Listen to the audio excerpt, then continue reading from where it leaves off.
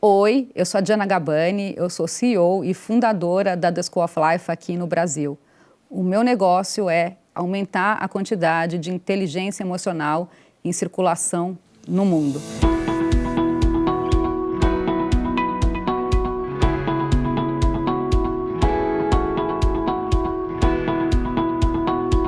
As pessoas são o bem mais caro e o recurso mais valioso que as empresas têm. Tem muita empresa ainda que não está dando atenção à importância dessa educação emocional. O que eu acredito assim, fortemente é na troca entre as pessoas. Hoje, o nosso podcast está mais que especial. Esse episódio é para comemorar o Dia Nacional da Educação. Para celebrar essa data, trouxemos aqui uma empreendedora que abraçou a missão de educar. Diana Gabani é diretora e sócia fundadora da The School of Life Brasil, uma organização que se dedica integralmente ao ensino da inteligência emocional. Além disso, ela é jornalista com mais de 20 anos de experiência em comunicação, relações públicas e gestão executiva. Seja muito bem-vinda, Diana. Obrigada, Lucimara. É um prazer estar aqui e poder conversar com tanta gente sobre propósito, carreira, educação, que é um tema que move muitas pessoas, especialmente esse grupo aqui. Muito obrigada. Diana, você é uma empreendedora, uma gestora da educação. Conta pra gente o que te move, o que te mobiliza, né, a trabalhar nesse território tão rico que é a educação. Acho que a educação é muito vasta, né, como você acabou de falar, né, muito rico. Eu acho que me move é saber que a educação emocional ajuda, de fato, as pessoas a viverem melhor. A gente parece que está falando isso da boca para fora, mas eu vejo isso acontecer em aulas, na The School of Life, ou quando a gente vai nas empresas, ou em relatos de pessoas que fizeram cursos, ou nem fizeram cursos, mas às vezes assistem um vídeo, leem um livro e falam, nossa, isso aqui mudou a minha vida. A gente sabe que tem uma infinidade de cursos disponíveis por aí, na internet, presencial. Como é, né, dirigir uma instituição totalmente voltada para o ensino de habilidades socioemocionais, inteligência emocional no final da linha? Eu acho que é um grande desafio, né? Você mesmo acabou de falar que existem uma enormidade, né, de cursos de todas as coisas, mas eu acho que é um privilégio, né, eu poder estar, né, à frente da The School of Life aqui no Brasil e de uma instituição global que tem mais de 200 pessoas ao redor do mundo, 24 horas, pensando em inteligência emocional. Então, eu sei, existe concorrência, né? Quando veio a pandemia, a gente saiu muito na frente, porque a The School of Life em Londres já estava preparada para colocar aulas online no ar, mas logo depois, né, começou a aparecer curso de qualquer coisa online. Apareceram várias pessoas fazendo lives de autoconhecimento e tudo passa a ser uma concorrência. Então, você tem que ter um olhar para o negócio muito rápido, mas assim, muito confiante no que você está entregando. Sim, e com a seriedade também. Isso, né? É muito confiante, né, no seu conteúdo, na formação que você deu para quem está ali conduzindo os cursos. E uma coisa que a gente sempre fala, não ter medo dessa profundidade. A gente tem muito orgulho de apresentar o nosso material com profundidade e seriedade. Sim. Conta pra gente como é o modelo de negócios da School of Life. É uma empresa que vende conteúdo, né, para pessoas, para empresas, para os dois. Como é? A gente faz muitas coisas, né? A The School of Life, ela tem desde um canal do YouTube, né, que tem mais de 8 milhões de assinantes, e a gente vende até jornadas de inteligência emocional completas para empresas. E a gente publica livros, né, ao redor do mundo, tem mais de 60, 70 livros publicados da The School of Life. Mas assim, aqui no Brasil, né, o nosso modelo de negócios é a venda de cursos para o público e para as empresas. E a gente sempre teve antes da pandemia, a nossa maior fonte de renda eram os cursos para pessoas que iam à nossa sede na The School of Life, na Vila Madalena. Com a pandemia e com o online, com essa epidemia de saúde mental, houve uma mudança muito grande. Durante a pandemia, a gente teve os nossos cursos para as empresas, passou a representar 70% da nossa receita. Agora, com essa volta do presencial, especialmente para o público, a gente está em 65, 35. Impressionante. Já que você falou em saúde mental, como é que você percebe esse momento, né, que a gente está vivendo, pós-pandemia, né, onde o tema está cada dia mais em pauta e com, né, muita responsabilidade, tem que estar em pauta mesmo. Conta pra gente, assim, como é, né, a jornada do desenvolvimento das habilidades socioemocionais, inteligência emocional e toda a agenda de bem-estar. É isso, Lucimar. A questão da saúde mental, ela sempre existiu. O que aconteceu com a pandemia, ela veio à tona. Talvez tudo que você guardava, ou você tinha medo de expressar, ou de falar, né, nos escritórios, as pessoas não conseguiram mais, né? Foi muito forte, né? Pessoas, às vezes, que ficaram em casa sozinhas, ou outras pessoas que conseguiram expor para os seus chefes, para os seus líderes que não estavam passando por um momento bom de saúde mental. E a gente sabe que se você não está bem mentalmente, você não vai produzir bem no escritório e, consequentemente, a empresa não vai andar bem. Sim. Então, é por isso que a gente acredita que é muito importante que as empresas tenham esse olhar para a saúde mental. O autoconhecimento é a base de tudo, né? A gente tem nossos cursos de autoconhecimento e bem-estar emocional. O autocuidado é fundamental, né? É muito amplo falar de autocuidado, mas a gente costuma dizer que você tem que, pelo menos, escolher uma coisa que te faça sentir bem durante o dia. Seja assistir um filme, comer uma comida que você gosta, conversar. E às vezes parece, mas as pessoas falam, mas vocês dão aula disso? Parece tão simples. Mas a gente dá uma aula disso embasado cientificamente, com uma pessoa que é capacitada para falar sobre isso e que vai mostrar, né, os efeitos que a gente fala de fazer um exercício físico, né? A gente fala sobre depressão, a gente fala sobre como manter a mente sã, sobre autocompaixão. As pessoas hoje se cobram muito, a internet influencia demais, as redes sociais, né? E você sempre se acha que você não é bom o suficiente. Então a gente fala de autocompaixão e de segurança psicológica e apoio, que é fundamental hoje os líderes estarem mais abertos para poder ouvir e as pessoas se sentirem seguras para falar o que elas estão sentindo. Incrível, né? O que você está dizendo né, a gente desenvolve as habilidades para inteligência emocional, para, né, habilidades socioemocionais, para diversas aplicações. Uma delas é a saúde mental. A gente pode estar desenvolvendo também para ter uma dinâmica no seu meio de trabalho mais adequada na universidade. Ou seja, a gente desenvolve as habilidades para muitas funções, muitas aplicações. Muitas. A gente não imagina, a gente fala muito de inteligência artificial, mas a inteligência emocional, ela está aí para todas as áreas da nossa vida. Muito bom. Agora a gente queria conhecer um pouco mais da Diana. Como é que foi sua trajetória de jornalista, como eu te apresentei, né, agora mesmo, até empreendedora, e qual o papel da educação na sua formação, na sua trajetória? Eu tenho uma trajetória bem diversa, Lucimar. Eu me formei em jornalismo e antes mesmo de eu acabar a minha formação, eu comecei a trabalhar com o Guga, o tenista, como assessora de imprensa. Trabalhei com ele a carreira inteira, assim, do começo ao fim, sem ter experiência. Eu tinha feito apenas estágios em assessoria de imprensa, mas veio a oportunidade e eu agarrei. Eu fui aprendendo ali enquanto as coisas iam acontecendo. E hoje, assim, eu olho para, assim, depois de trabalhar com o Guga, eu trabalhei no Catar, imagina, 15 anos antes da Copa do Mundo chegar lá, eu fui coordenar a comunicação do Mundial de Tênis Feminino lá. Foi muito desafiador, muito desafiador. Eu, né, uma mulher, sou judia, num país árabe, né, comandando uma área de comunicação. Tive uma revista de tênis, então assim, sempre a comunicação foi grande parte da minha vida. E quando eu estava numa fase de transição, né, desse trabalho com o Guga, eu conheci a Jack Deboton, que é minha sócia hoje em dia, que trouxe a The School of Life para o Brasil comigo. A gente trabalhou com O Lixo Extraordinário, que é um filme que foi indicado ao Oscar. Eu cuidei da comunicação a partir do momento que ele foi indicado ao Oscar. Tive no Oscar em Los Angeles também, sem experiência nenhuma com a indústria do cinema, mas eu fui usando todas as habilidades que eu já tinha adquirido com o tênis. E quando a gente estava pensando o que a gente ia fazer depois, eu e a Jack, o Alain de Botton, que é o fundador, né, mundial da The School of Life, veio para o Brasil. A gente acabou ajudando ele no lançamento de um livro dele, O Religião para Ateus. E ao final dessa viagem, ele perguntou para a gente se a gente não queria embarcar numa aventura com ele, que era abrir a The School of Life aqui no Brasil. E como aconteceu lá atrás com o Google, eu embarquei nessa aventura. Então, eu sou uma pessoa de fazer.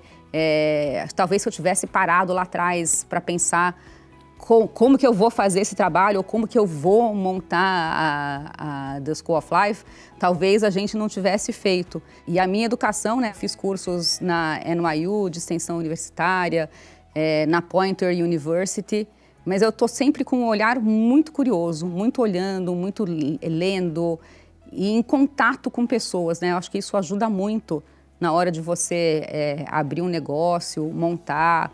Eu acho que não ter medo de pedir ajuda.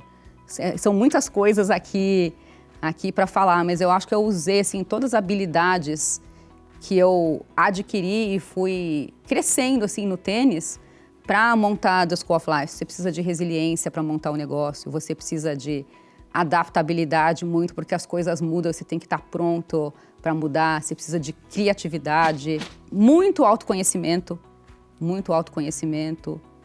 calma. Calma, a gente nunca fala que é para ficar calmo o tempo todo, mas para você saber a hora que, oh meu Deus, tem que explodir, mas... Distinguir a hora. Isso. Tem hora que a gente precisa acelerar e tem hora que, né, esperar é a melhor saída. E acho que, acima de tudo, propósito. Você ter uma clareza, assim, do bem maior que o seu negócio está entregando para as pessoas. Muito bom, incrível. E você está entregando muito, pode ter certeza. Obrigada. Soft skills são habilidades socioemocionais que afetam diretamente a capacidade de lidarmos com as outras pessoas e com a gente mesmo em situações diversas. Comunicação, flexibilidade, empatia, colaboração são exemplos dessas habilidades que são bem diferentes das habilidades técnicas, as chamadas hard skills, que tradicionalmente estudamos nas escolas e foram sempre muito valorizadas no ambiente de trabalho. Nesse momento em que vivemos, com o avanço acelerado da tecnologia, máquinas e inteligência artificial avançadíssimas, nunca fez tanto sentido desenvolver essas habilidades tão humanas. E aí, né, o que você vê para o nosso futuro, né, com inteligência artificial, né, abundando aí a nossa realidade e as habilidades socioemocionais nesse contexto? Lucimar, eu acho que se a gente olhar para trás toda a trajetória da The School of Life, talvez nunca tenha feito tanto sentido a gente falar em soft skills, inteligência emocional, habilidades, porque, pelo menos por enquanto, são coisas que a inteligência artificial não consegue fazer. Essa relação com o humano. Não vai ter uma máquina que, se a gente entrar num argumento, vai resolver a nossa situação diplomaticamente. Eu posso até ir lá e procurar, né, no ChatGPT como é que eu faço para resolver um problema, mas se eu não tiver essas habilidades emocionais, eu não vou conseguir lidar melhor com um colega de trabalho, eu não vou conseguir ter resiliência para passar por situações adversas e sair melhor dela, eu não vou conseguir me comunicar melhor. Então, acho que eu tenho um limite do que a máquina pode fazer e ela ainda não chegou nas questões emocionais. E as habilidades emocionais vão, né, aditivar toda essa potência. Né? Sim, sim, porque eu acho que eles podem dar até a base, mas o viver, o dia a dia, né? Eu costumo falar que se a gente colocar aqui todos que estamos nessa sala de gravação numa mesa de reunião e eu apresentar uma proposta, a Lucimar vai achar ótima, a outra pessoa pode ser que se sinta ofendida, levanta da mesa e vai embora, o outro vai gritar, porque assim, as pessoas vêm de criações diferentes e toda a nossa infância influencia na nossa educação emocional. Mas o bom é que sempre dá para a gente aprender e melhorar e assim viver melhor. Excelente. Quais são os desafios, né, as recompensas de ter um negócio na área de educação? Acho que desafios são muitos, mas assim como qualquer negócio, né? Mas na educação, se eu olhar para trás, a gente está num negócio de educação emocional para adultos, né? Para ensinar o que a gente não aprendeu na escola. Mas eu acho que, assim, desafio, acho que a educação ainda está engatinhando em toda essa revolução que está acontecendo no mundo. Então, assim, tem um campo muito vasto, né? Quando a gente fala de habilidades emocionais nas empresas, a gente tem... Então, acho que talvez o desafio é como conseguir abranger, como conseguir fazer que tantas pessoas tenham acesso a aprender soft skills. E tem um desafio do dia a dia, que é como você encaixar mais coisas num calendário já tão exausto das pessoas. E alguma recompensa particular para você? A recompensa, para mim, é sempre que eu assisto uma aula, né? A gente faz questão de assistir, não dá para assistir todas, mas assistir uma aula, ouvir a fala de alguém que saiu de uma aula e falou assim, nossa, parece que anos de terapia, eu consegui aprender isso aqui agora. Ou pessoas que passam na The School of Life, às vezes 6 meses, 1 ano depois de ter feito um curso e falado assim, nossa, aquela aula aqui mudou a minha vida. Incrível, muito bom. A gente sabe que a educação transforma, né? Conta pra gente, assim, se você se recorda de alguma história, de algum caso particular, né, desse impacto que a educação teve na vida de algum aluno, não necessariamente da school, né? Pode ser um outro universo seu. É difícil, assim, eu pensar numa história, né? São tantas, porque a educação, a gente vem falando, né? Ela é muito ampla, desde uma pessoa que tem acesso à escola, mas eu acho que é o olho brilhando de uma pessoa, depois que ela lê um livro ou faz uma aula e ela acende aquela luzinha e ela entende o que aquilo pode fazer, né? A gente trabalha com pessoas de fora, brasileiros até, que vêm fazer summer jobs na The School of Life. São pessoas normalmente que são bolsistas de universidades e eles contam como um curso de inglês às vezes mudou a vida. Eu fico pensando, eu sempre pensei nisso. Quando eu fui trabalhar com o Guga, eu viajei o mundo inteiro com ele. Eu era muito nova, eu comecei a fazer, eu tinha 20 anos. E eu sempre fico pensando, gente, se meus pais não tivessem me colocado para estudar inglês, eu não teria tido a oportunidade desse trabalho. Não poderia assumir? Não poderia assumir. Teria talvez trabalhado com ele, mas ficado no Brasil, né? Se eu não tivesse aprendido a escrever bem, não teria tido essa oportunidade. Sim. A importância de cuidar da base, né? Isso. E também se eu não tivesse a habilidade emocional para lidar com situações desafiadoras, que hoje em dia eu olho para trás, né, estando sentada em cima de todo esse conteúdo de inteligência emocional, eu teria feito melhor.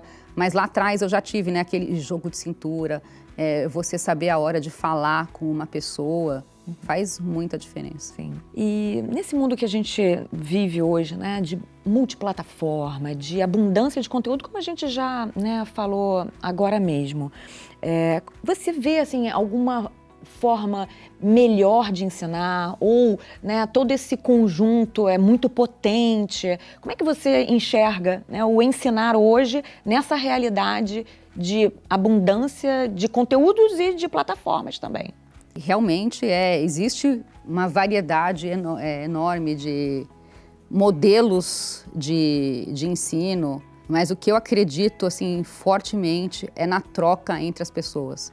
Um bom líder, um bom facilitador com conhecimento e um grupo de pessoas prontos para trocar uma entre outro. Seja online, que você tenha a oportunidade de entrar em pequenas salas e conversar. Eu acho que a experiência de um com o outro sempre faz com que a gente aprenda mais, né? A gente fala que os facilitadores, os professores, acredito isso que no grupo aqui também, ninguém é dono, né, de toda a razão. Você pode aprender demais com a experiência do outro. Sim, e a gente aprende em sala de aula, né? Sim, como professor. Eu acho que é isso. Você pode ficar sozinho, fazer um curso online sozinho, mas sem ter interação, eu acho que nunca vai ser completo. E especialmente quando a gente está falando de habilidades humanas. Isso. Né? Essa se aprende na prática, né? Na prática. É como aula de natação, né? A gente tem que pular na piscina. Exato. Você pode ler toda a teoria, mas se não praticar... Muito bom. Bom, Diana, antes da School, né, você foi Relações Públicas do Guga, você já contou pra gente bastante sobre essa jornada, mas tem algo mais que você gostaria de compartilhar, né? Como essa experiência de jornalista, né, a profissão que você estudou, né, na universidade, como é que ela te formou, como é que ela te preparou para a sua jornada empreendedora atual? Acho que me preparou me dando a base, né? Eu costumo falar que às vezes eu estou sentada resolvendo coisas da The School of Life e eu me vejo em situações de 10 anos atrás, né? Então eu viajei o mundo, eu estava cada semana num país, passei por situações muito desafiadoras. Eu fui até uma época chamada de Miss Antipatia, Porque eu era a pessoa que dizia sempre não, não, não, não, né? O Guga estava focado em ser número 1 do mundo. Então, eu acho que todas as experiências assim, positivas e negativas que eu passei me trouxeram para ser uma pessoa melhor e mais preparada para poder gerir o próprio negócio aqui. Com muitos assim, altos e baixos, que nem a carreira de um tenista. Altos e baixos, você tem que estar preparada para dias excelentes, dias não tão bons e sempre... às vezes a gente fala matando um leão por dia, muitas vezes a gente passa por essa situação também. E certamente as habilidades que você precisou para ser, né, uma relações públicas também são necessárias para empreender. Muito necessárias, né? Você, primeiro assim, é a mente de empreendedor. Então eu falo que às vezes eu tinha que estar pensando até à frente do que ia acontecer. Se ele ganhar esse jogo, o que vai acontecer, o que eu tenho que fazer. E é isso, né? Você tem que pensar à frente, você tem que ter habilidade de comunicação, de resiliência, criatividade, curiosidade, saber a hora de falar com uma pessoa, né? Eu tive também uma revista de tênis, que eu tive, né, o meu próprio negócio. E deu muito certo durante 13, 15 anos. E nesse momento a gente perdeu a transição do papel pro digital. E também foi um aprendizado, né? Você não achar que aquilo ali vai durar para sempre, só porque ele tá bom num certo momento. Então é isso, nesse momento eu não tive a visão que eu tive lá. Mas é isso que eu acho, tudo te forma, Sim. Tudo te dá experiência para você estar no lugar que você está hoje. Diana, como você enxerga o futuro da educação? Você nota as empresas, as corporações atentas, absorveram essa função da educação para os seus colaboradores e, obviamente, né, o que te toca, que é o desenvolvimento das habilidades socioemocionais. Como é que as empresas hoje estão encarando e se preparando para isso? A gente vê uma grande mudança, né, desde que a The School of Life começou em relação às empresas. A gente sabe, sim, todo mundo sabe, que as pessoas são o bem mais caro e o recurso mais valioso que as empresas têm. No entanto, tem muita empresa ainda que não está dando atenção à importância dessa educação emocional. E às vezes as pessoas me perguntam, mas é responsabilidade da empresa? Se a gente parar para pensar, quantas horas na semana, no mês, no ano, a gente dedica, né? Os profissionais dedicam para as empresas, para as instituições. Então, sim, é responsabilidade, né, do líder fazer isso. E a gente sabe que quanto mais bem educado emocionalmente, mais ele vai render para a empresa. Eu acho que a gente ainda está engatinhando nesse setor, mas eu vejo que daqui a 10 anos vai ser uma necessidade, vai ser quase que obrigatório todo mundo ter uma educação emocional nas empresas. E eu acho que a educação em si, ela vai ter que contemplar isso também obrigatoriamente. A gente já tem, mas ainda é muito pouco nas escolas. O conteúdo você vai poder aprender em diversos lugares, mas a educação emocional, não. Então, eu acho que é isso que a gente vai ver mudar e, como eu falei, vai ter que ser obrigatório. Se vai sobrar tempo também com a inteligência artificial chegando para nos ajudar. Pois é, vamos ter mais tempo para sermos melhores pessoas. A gente precisa terminar a conversa. Estava tão bom o papo, né? A conversa é uma delícia.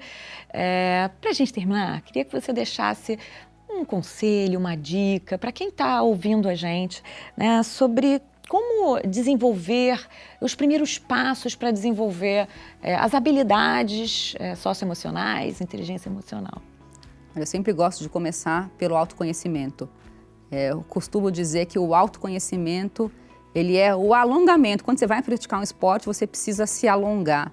Então, quando você vai mergulhar na inteligência emocional, o primeiro passo é o autoconhecimento, né?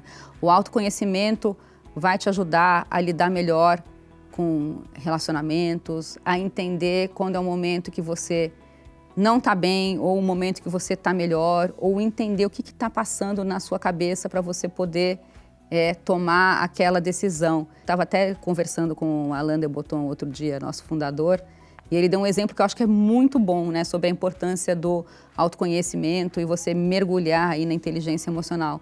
Quando você está andando, né, se você não se conhece também, parece às vezes que você tem uma pedrinha no seu sapato. E a hora que você vai para o autoconhecimento, você consegue tirar a pedra desse sapato. Então, acho que é por aí que a gente deve começar. Reconhecer aonde está essa pedra. Isso. Né? E agir para tirar a pedra do sapato. Diana, muito obrigada. Foi um prazer bater esse papo com você, trocar muito no dia de hoje. Muito obrigada.